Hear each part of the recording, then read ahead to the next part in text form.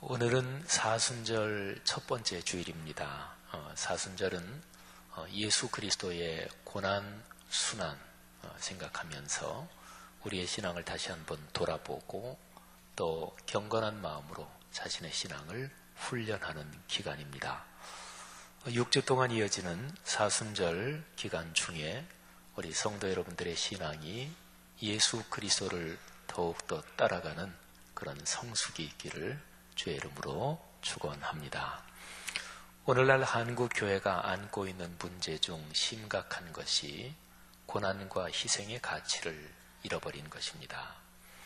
고난과 희생은 어쩔 수 없어서 상황이 그렇게 돼서 그래서 거쳐야 하는 그런 것이 아닙니다. 기독교 신앙의 본질에 속한 덕목입니다. 고난의 길을 걸어갔던 시기에 그리스도인과 교회 공동체의 신앙이 더욱더 순수하고 특별하게 깊어졌던 것을 보면 알 수 있습니다. 교회가 역사적으로 시작된 직후부터 기독교 교회는 유대인들에게 박해를 받았고 또 로마 제국에게 핍박을 받았습니다.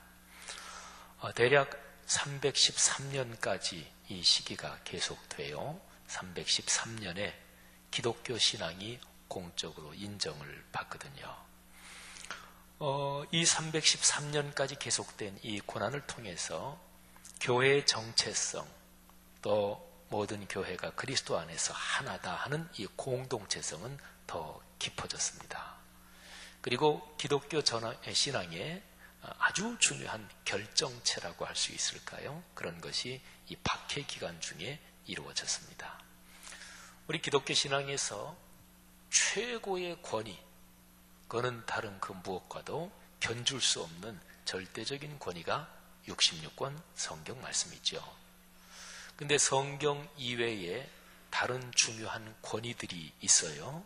그런데 그 권위들을 얘기할 때 초대교회 또는 교부시대의 신앙, 그게 아주 중요합니다.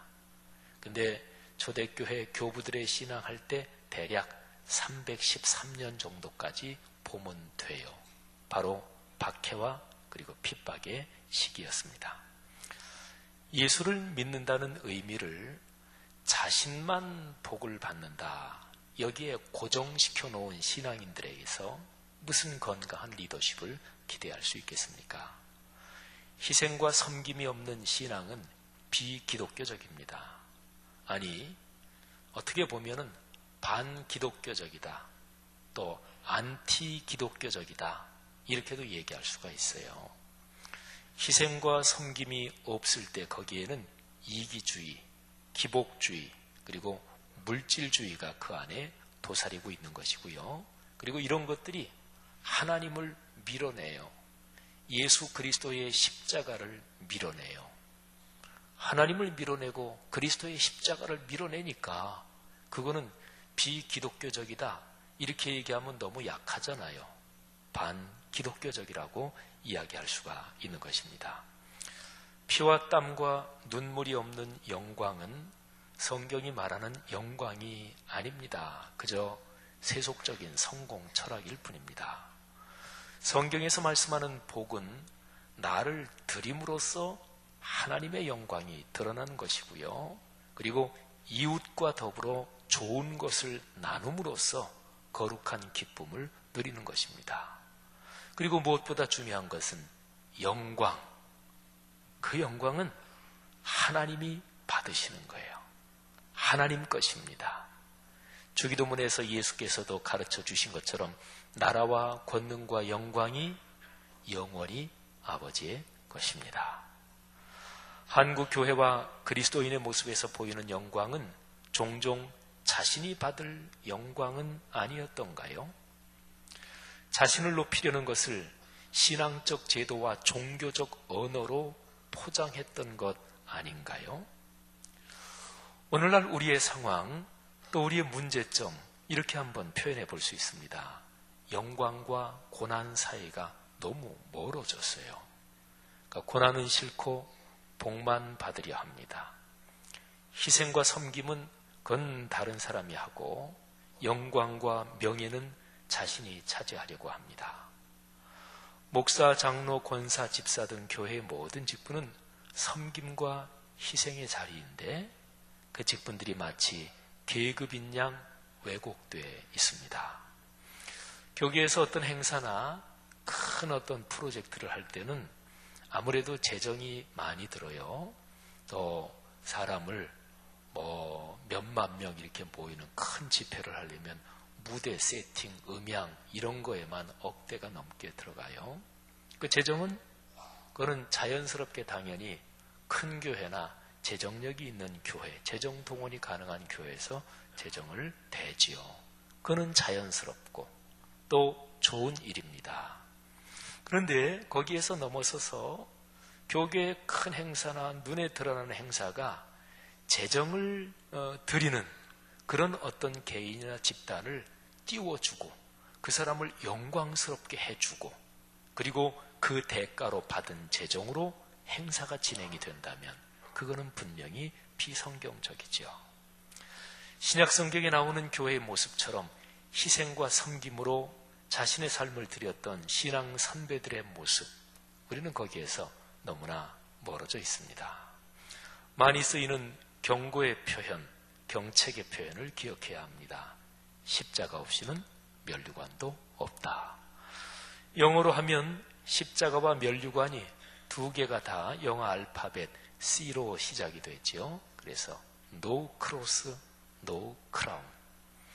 이거를 뒤집으면 십자가를 지고 가면 거기에 하나님이 주시는 영광의 면류관이 있다. 그런 얘기가 되지요. 성도 여러분, 예수 그리스도께서 걸어가신 그 길, 그 십자가의 길, 그 안에 담겨있는 면류관, 그 안에 담겨있는 참된 축복을 사모하는 우리 성도들이 되시기를 간절히 바랍니다. 오늘날 우리의 못난 모습과 교회 공동체의 심각한 위기 상황, 자, 이걸 어떻게 넘어설 수 있을까요? 오늘 우리가 묵상하는 누가복음 9장 말씀이 바로 여기에 대한 가르침을 줍니다. 오늘 본문이 가르치고 있는 중심 메시지는 영광, 고난, 이 두 가지가 옹글게 하나라는 거예요. 자, 오늘 본문에 그 사건이 일어난 그 상황을 잠시 살펴보겠습니다. 예수님께서 베드로와 야고보와 요한을 데리고 기도하러 어느 높은 산에 올라가셨습니다. 근데 기도하시는 중에 예수님의 용모가 변화되고 옷이 휘어져서 광채가 납니다. 그러니까 거룩한 영광이 예수님께 임하여서 예수님께서 나중에 천국에 계실 모습으로 변화되신 거예요. 그리고 그 자리에 구약시대에 살았던 모세와 엘리야가 나타납니다. 구약시대에 많은 하나님의 사람들이 사셨지만 그런데 모세는 율법의 전통을 대표하고 그리고 엘리야는 예언자, 선지자의 전통을 대표합니다. 모세와 엘리야는 구약에 기록된 하나님 사람들 중에서 대표적인 인물로, 빼어난 인물로 여기 등장하는 것인데 이분들은 영원한 하늘나라의 영광 중에 계시는 것이 분명하니까 이분들이 출현했다 그 얘기는 천국의 영광이 그 산에 내려 앉은 거예요. 특별히 구름이 뒤덮었다는 표현이 있는데요. 구약 성경에 보면 하나님이 나타나실 때 구름이 덮이는 것을 자주 얘기하고 있어요. 출애굽기에도 그렇습니다. 이스라엘 민족이 애굽에서 탈출해서 그래서 홍해를 건너고 시내산에 도착하는데 그 산에 하나님이 강림하십니다. 그때 빽빽한 구름이 산에 가득했다고 묘사되고 있습니다. 자, 오늘 본문에서요, 중요한 단어가 두 가지입니다. 하나는 영광, 또 하나가 고난입니다. 30절, 31절을 제가 한번 봉독하겠습니다. 영광과 그리고 고난이란 단어를 주목하십시오. 그런데 고난이란 단어는 별세, 그러니까 죽임을 당하신다, 이런 단어로 표현이 되어 있어요. 문득 두 사람이 예수와 함께 말하니 이는 모세와 엘리야라. 영광 중에 나타나서 장차 예수께서 예루살렘에서 별세하실 것을 말할세. 아멘. 별세는 구체적으로 십자가의 고난을 가리키죠.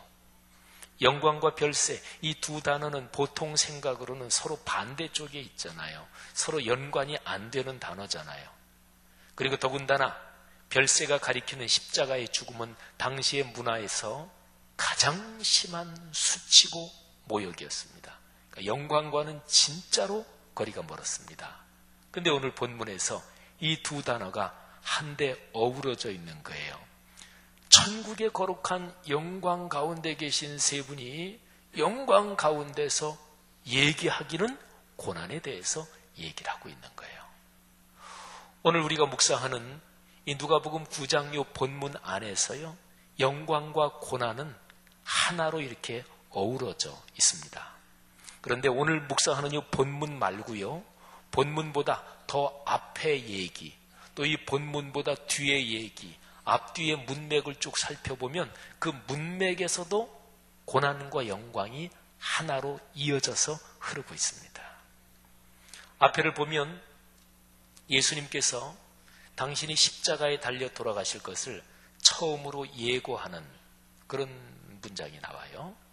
당신이 십자가에 달려 돌아가 죽으실 것을 제자들에게 최초로 예고하십니다. 그러고 나서 여드레가 지난 다음에 예수님이 세 제자를 데리고 높은 산에 올라가서 변화되신 거예요. 그러면서 천국의 영광이 거기 드러나는 거죠. 그리고 그 산에서 내려와서 오늘 본문 뒷부분에는 무슨 얘기가 있나요? 그래서 그 산에서 내려와서 예수님은 귀신이 들려서 고통받는 아이를 고쳐주시고요. 그리고 바로 이어서 십자가 사건을 또 예고를 하셔요. 그러니까 변화된 그 산에서 천국의 영광이 한가운데 있고 그 앞에도 십자가의 고난을 예고하셨고 그리고 그 뒤에도 십자가의 고난을 예고하시는 거죠.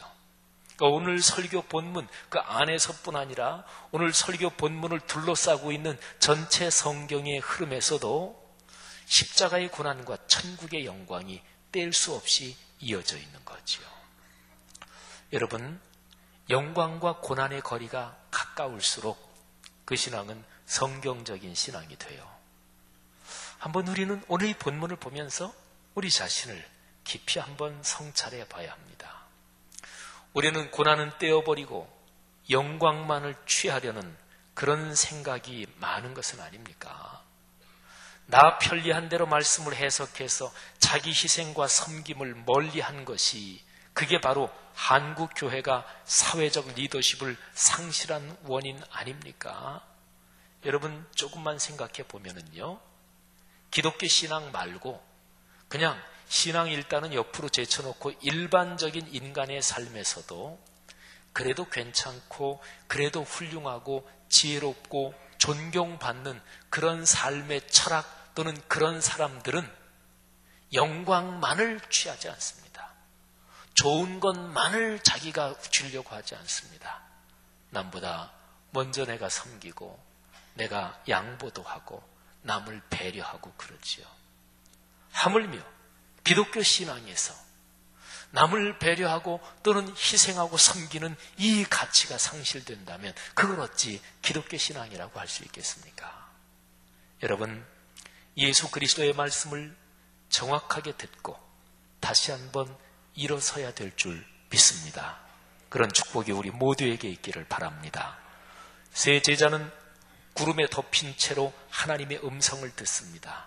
내용이 이래요. 이는 나의 아들 곧 택함을 받은 자니 너희는 그의 말을 들으라. 자, 예수 그리스도의 말씀에 귀를 기울여 듣고 또 들을 뿐만 아니라 그렇게 순종해서 살라는 것이죠. 성경 말씀에서 들어라 얘기할 때는 청각 능력이 정상인가 그 얘기를 하는 게 아니에요. 겸손하게 그리고 자기를 낮추고 사모하는 마음으로 마음을 열고 듣고 깨달아서 그래서 깨달은 대로 실천한다. 이거를 전부 다 포함해서 듣는다. 이렇게 얘기를 해요. 그러면 하나님께서 너희는 그의 말을 들으라 말씀하셨는데 들어야 될 내용은 무엇인가요? 오늘 본문의 앞쪽에 있어요. 그 내용은 예수님이 3년 동안 공적 활동을 하시면서 전하신 모든 말씀에서 가장 중요한 핵심입니다. 그리고 십자가 사건에 예고하고 연관해서 이 십자가 사건이 제자들에게 어떤 의미를 가지고 있는지를 가르치는 말씀이에요. 9장 23절 24절이 바로 그 내용이에요. 제가 한번 읽습니다. 또 무리에게 이르시되 아무든지 나를 따라오려거든 자기를 부인하고 자기 날마다 제 십자가를 지고 나를 따를 것이니라. 누구든지 제 목숨을 구원하고자 하면 잃을 것이요 누구든지 나를 위하여 제 목숨을 잃으면 구원하리라. 아멘. 근데요, 하나님이 들으라 얘기하시는 그 말씀, 예수님의 3년 동안의 공적 활동에서 가장 심장과도 같은 말씀, 이 말씀이 제자들에게 전달되고 있을 때 그때 제자들의 주된 관심사가 무엇이었나요? 우리 선생님 예수님이 크게 성공할 거다. 그리고 그 기회를 이용해서 나도 한 자리 차지해서 출세해야 되겠다. 이것이 제자들의 주된 관심사였습니다. 누가복음 9장 46절에 보면 이런 구절이 있어요. 제자 중에서 누가 크냐 하는 변론이 일어나니. 그러니까 누가 크냐, 누가 서열이 더 높으냐, 그것 때문에 싸우고 있었습니다. 예수님은 자기를 부인하고 자기 십자가를 지라는 말씀으로써 출세하여 영광을 차지하려는 데 집중되어 있는 제자들의 그릇된 태도를 꾸짖으며 교정하고 계시는 거예요. 기독교 신앙은 예수 그리스도의 말씀을 듣고 따르는 것이지요. 그리고 성경 66권이 예수 그리스도에 대한 증언이고, 그래서 넓은 의미로 성경 전체가 다 그리스도의 말씀이지요. 그러니까 너희는 그의 말을 들으라 하는 얘기는 66권 성경 말씀을 들어야 된다 하는 거하고 같은 거예요. 35절에 그의 말을 들으라 이렇게 번역이 되어 있는데, 헬라어 원문을 직역하면 그의 말, 이게 아니라 그를 들으라 이렇게 옮길 수가 있어요.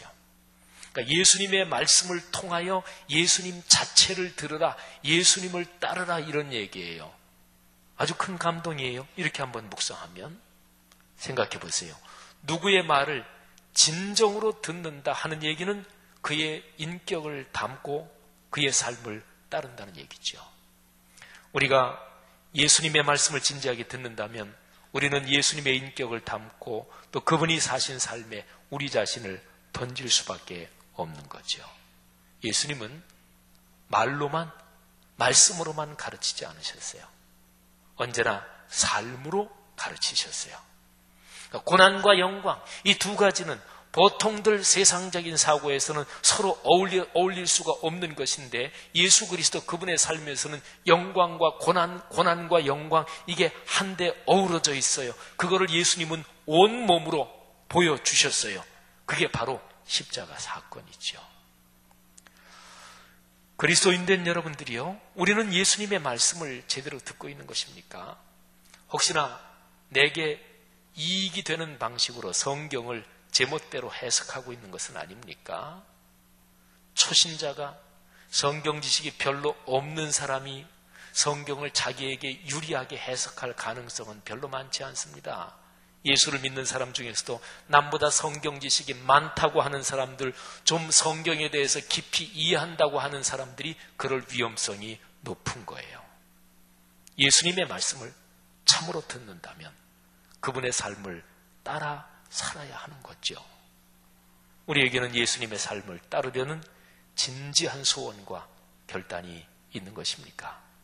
또 지금 현재 진행형으로 완벽하진 않지만, 또 내가 충분하진 않지만, 오늘 하루도 하나님이 주신 지금 이 삶의 현장에서 그렇게 주님을 따라 살고 있는 것인지 스스로에게 물어봐야 합니다.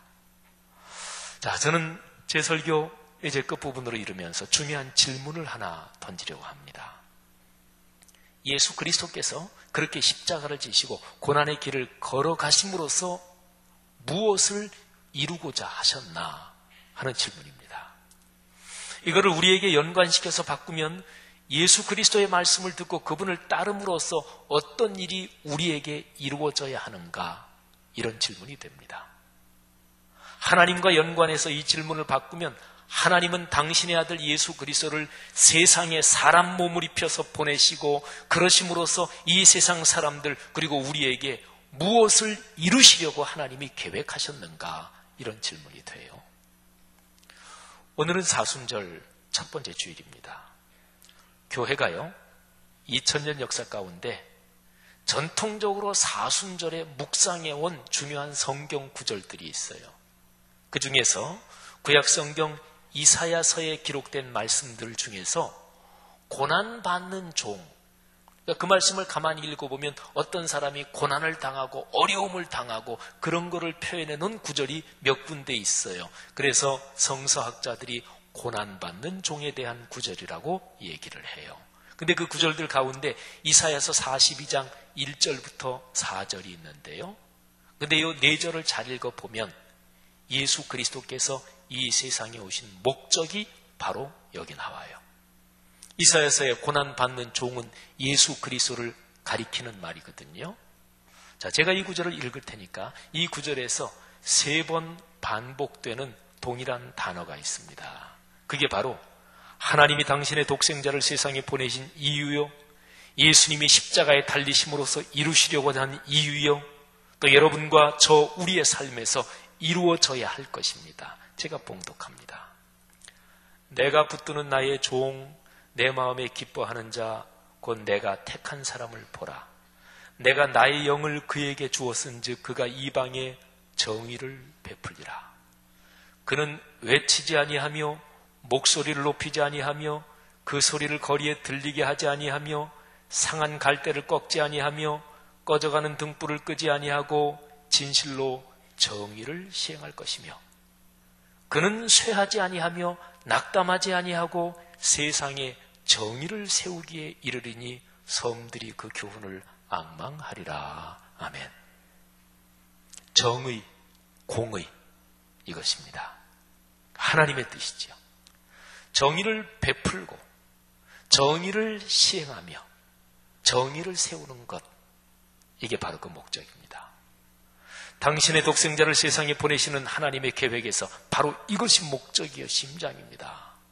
하나님의 공의, 하나님의 뜻이 사람들 삶과 또 모든 영역에서 온전하게 이루어지고요, 이 정의가 땅끝까지 어디든지 가서 이루어지는 것, 이게 바로 목적이에요. 제가 읽어드린 구절에서 섬들이 그 교훈을 앙망하리라, 이런 표현이 있는데 여기에서 섬들은 성경에서 세상의 가장 먼 땅끝을 말하는 거예요.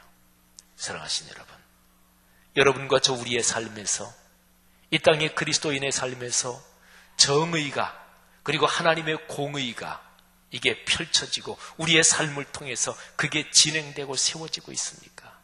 그럴 수 있기를 바랍니다. 그런 은혜가 있기를 축복합니다. 중세 1000년, 보통 한 500년 정도부터 1500년 정도까지를 중세 1000년이라고 그래요. 중세 1000년은 교회가 권력과 부를 마음껏 누린 기간이었습니다. 교황을 정점으로 이 교회의 권력이 구성되어 있었는데 다른 나라, 각 나라들의 왕들을 끌어내리기도 하고 왕을 세우기도 하고 이럴 정도로 권력이 막강했습니다. 그런데 그러다 보니 십자가의 고난에 대한 가치를 잊어버렸어요. 교회는 풍요와 자기 영광에 빠져들면서 타락해 갔습니다. 그러는 타락한 중세 교회를 하나님께서 마르틴 루터라는 참으로 귀한 사람을 보내셔서 종교개혁을 일으키는데 그게 1517년이에요. 그런데 루터가 종교개혁을 시작하면서 그 당시에 그분은 위텐베르크 대학에서 교수였고 수도자였는데, 그런데 그 당시에 타락한 교회를 보면서 야, 이거는 비성경적이다, 이거는 아니다, 여기에 대해서 한번 토론해보자. 그래서 95개 토론 조항을 위텐베르크 성교회 정문에다가 걸었어요. 그 95개 조항이 뭐 그렇게 길지 않아요. 한 2-3줄, 어떤 거는 4-4줄, 이렇게 해서 95개 조항을 걸었어요. 그런데 95개 조항 중에서 제일 마지막에 있는 4개 조항을 제가 읽어드리겠습니다. 자, 92항. 예레미야 6장 14절에 있는 것처럼 그리스도의 백성들에게 평화를 말하는 것은 평화가 아닙니다. 그러니까 거짓된 평화를 말하는 거예요. 하나님의 말씀 순종, 희생, 헌신은 얘기하지 않고 그저 잘 된다, 그저 복 받는다, 이것만 얘기하는 것은 그런 평화가 아니다. 그런 얘기지요. 93항 그리스도의 백성들에게 십자가를 외치는 선지자들에게 복이 있을 것입니다. 비록 십자가에 대해서 아무것도 느끼지 못할지라도 말입니다. 그리스도인들 중에서는 십자가 얘기를 들어도 감동이 없는 사람들이 있어요.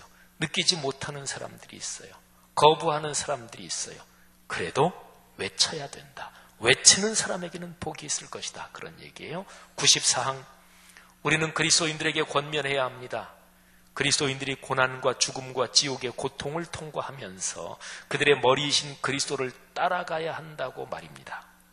95항 마지막 항이죠. 그래서 모조품 평화의 보장을 통해서가 아니라 많은 고난을 통해서 하늘나라에 들어간다는 말에 우리의 신뢰를 걸어야 합니다.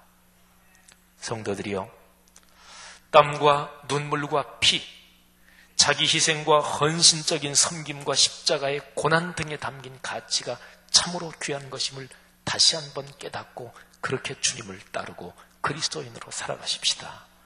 세속적인 성공만을 강조하는 삐뚤어진 인류의식, 이것이 비성경적인 것임을 분명하게 인식하십시다. 그리고 영광과 고난이 한데 어우러진 그리스도의 말씀을 듣고 그 말씀대로 살아감으로써 이 나라와 이 민족 그리고 오늘의 세계를 이끌고 갈 성경적인 리더십을 회복하십시다. 이렇게 살아가는 그리스도인들, 그 가정 가문에 하나님이 성경에 기록된 하나님이 주시는 그 축복을 주실 거예요. 바로 그 축복을 사모하고 그 축복을 누리는 우리 공동체 또 오늘날의 그리스도인 되시기를 주의 이름으로 축복합니다. 기도하겠습니다. 들은 말씀 끌어안고 각자가 자신을 돌아보며 결단하며 기도하겠습니다. 그리고 바로 이어질 성찬 예식, 내 마음 준비하는 기도하시기 바랍니다. 회개하지 않은 죄가 있으면 회개하십시다. 생각나는 죄인데도 회개하지 않으면 성찬식에 참여하기에 적합하지 않다고 성경은 말씀하고 있습니다. 내 마음속에 숨은 죄도 용서해달라고 하나님 앞에 기도하십시다.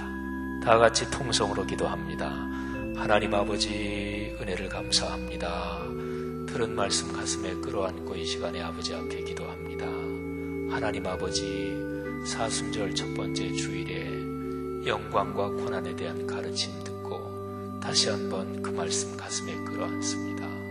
하나님 아버지, 부족한 저를 주께서 용서하시며 예수 그리스도의 십자가의 길을 따라가는데 부족한 것 허투루 많고 하나님 아버지 부끄러운 점 많습니다.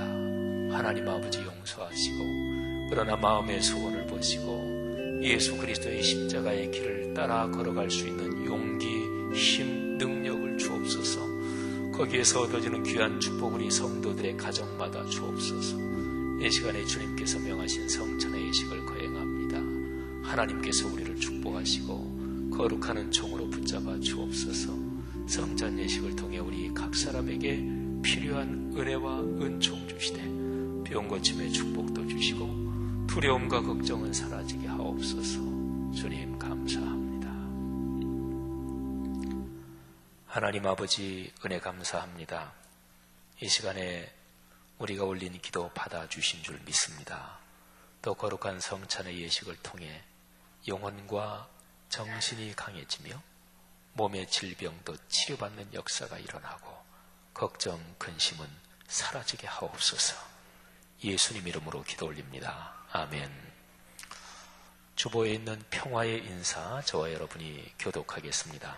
성만찬 위원들은 앞으로 나오셔서 준비해 주시기를 바랍니다. 주님께서 사도들에게 말씀하셨습니다. 너희에게 평화를 주노라. 하나님의 평화와 기쁨이 여러분에게 충만하시기를 축원합니다. 이제 받은 은혜를 생각하면서 다 같이 평화의 찬송을 부릅시다. 평화 평화로다. 평화 평화로다. 하늘 위에서 내려오네.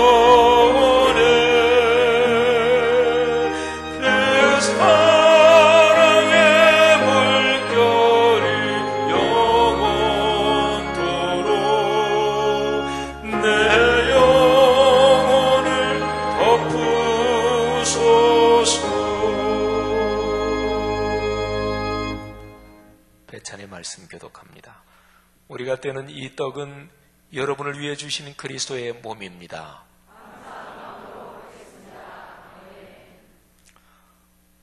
우리가 마실 이 포도주는 여러분에게 주신 그리스도의 피입니다.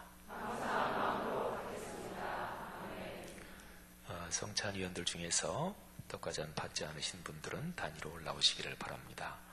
분병의 말씀, 분잔의 말씀입니다. 주님께서는 잡히시던 날 밤 제자들의 발을 씻기신 후 떡을 가지고 감사드리신 다음 이것은 너희를 위한 내 몸이니 이것을 행하여 나를 기념하라 하셨으니 이제 우리 다 같이 떡을 나눕시다. 아멘.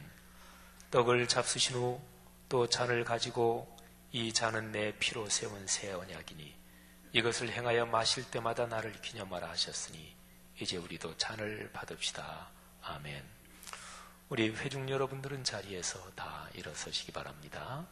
세례 안 받으신 분도 괜찮고 오늘 처음 오신 분도 괜찮습니다. 떡을 먼저 받으시고 다음에 잔을 받고요. 떡과 잔을 다 받으신 분들은 조용히 앉으셔서 주님께 기도하고 주의 음성에 귀를 기울이시기를 바랍니다. 떡과 잔을 통해 임재하시는 주님의 거룩한 임재가 여러분을 축복하시고 마음과 영혼을 강하게 하시고 그래서 걱정, 염려, 근심을 넘어설 수 있게 하시고 우울증, 조울증을 비롯한 정신적으로 약해져 있는 질병들을 물러가게 하실 줄 믿습니다. 또 육신의 질병도 치료하시는 주님의 은총이 함께 하시는 줄 믿습니다.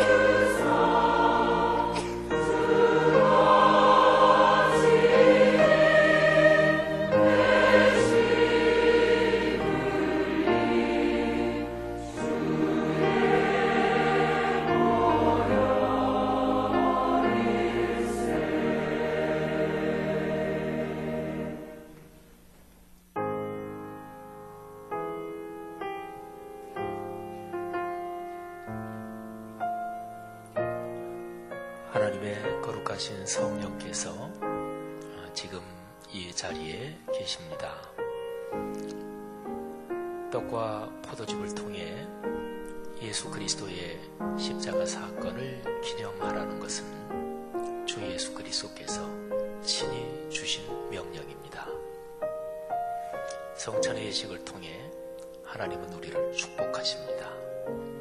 하나님이 여러분을 사랑하시고 여러분의 삶에서 부딪혀오는 어떤 어려움이든지 그 어려움을 이길 힘을 주십니다. 이 시간에 주님의 사랑을 확신하며 주님께 기도하는 마음으로 성찬을 받으시고 또 조용히 앉아 기도하시면서 주님께서 여러분에게 무슨 말씀을 하시는지 주님의 음성에 귀를 기울이십시오. 그리고 주님께 감사하고 사랑한다고 여러분의 심정도 고백하시기를 바랍니다.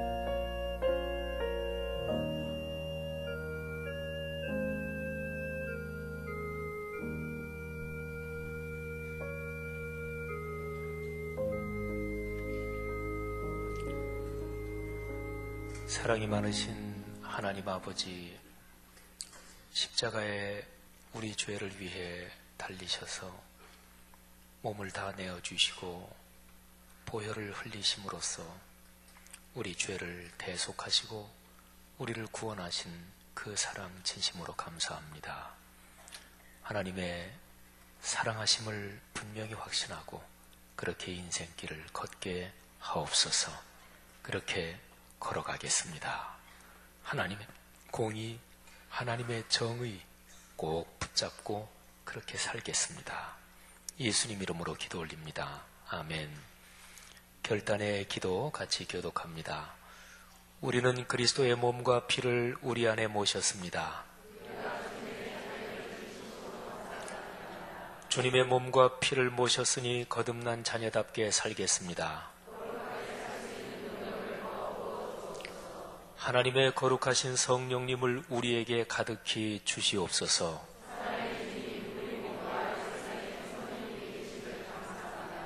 형제자매들이여, 우리에게 구원의 비밀을 깨닫게 하신 주께 간구합시다. 우리를 위하여 이 땅에 오신 예수님, 이 땅에 하나님의 나라가 임하게 하옵소서. 성령의 이끄심을 따라 예수 그리스도를 전하며 살게 하옵소서. 우리를 구원하신 예수님의 이름으로 기도드립니다. 아멘. 다 같이 일어나서 204장 1절과 마지막 절 부르고 예배를 마치겠습니다. 가사가 우리의 고백이 되게 하십시다.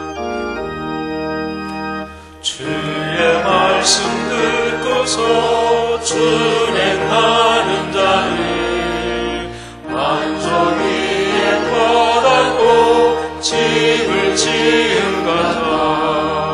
비가 오고 물나며 바람 부딪혀도 반석 위에 세운 집 무너지지 않네.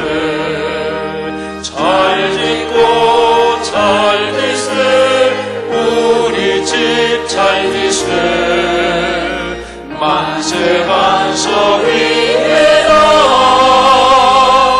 우리 집 잘 지세. 세상 모든 사람들 집을 짓는 자는 반석 위가 아니면 모래 위에 짓네.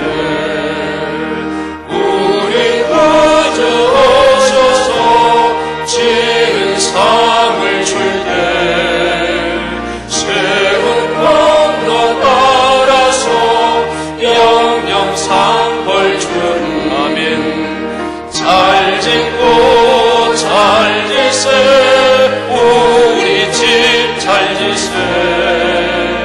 만세 반석 위에라 우리 집 잘 지세.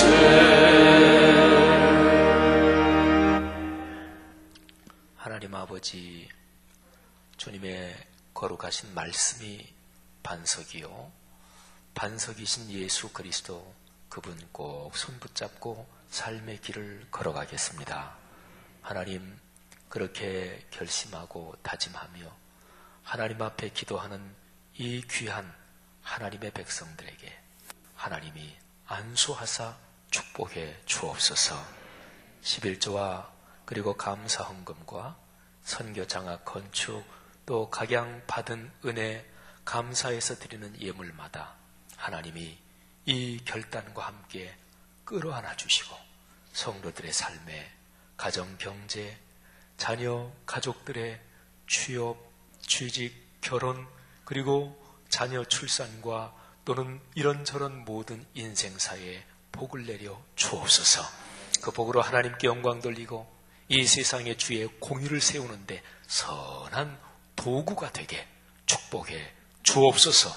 그런 성경에서 말하는 복, 하나님께서 내려주시는 복이 인생 대대로 예수님 재림하실 때까지 함께 하옵소서. 예수 그리스도의 은혜와 하늘아버지의 사랑하심과 늘 함께 하시는 성령의 손붙잡고 동행하시는 아름다운 축복이 하늘 백성 머리머리 위에 오늘의 세계 위에 지금부터 영원히 같이 계시기를 축원하옵나이다. 아멘.